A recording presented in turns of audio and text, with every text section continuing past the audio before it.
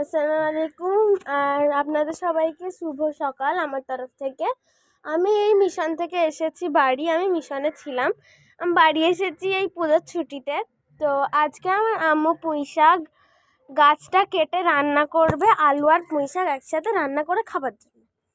তো আজকে আম্মু পুঁই শাক গাছটা কাটবে।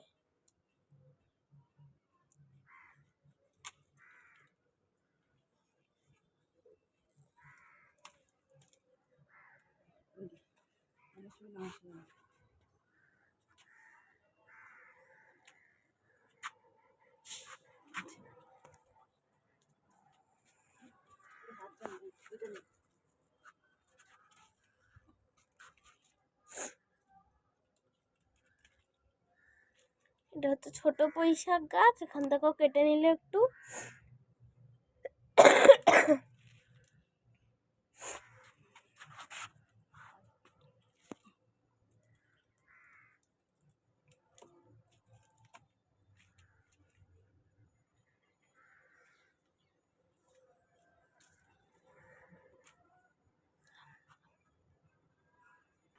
আপনারা নিশ্চয়ই জিজ্ঞেস করবেন এগুলো এমনি করে ঝুলে কেন আছে।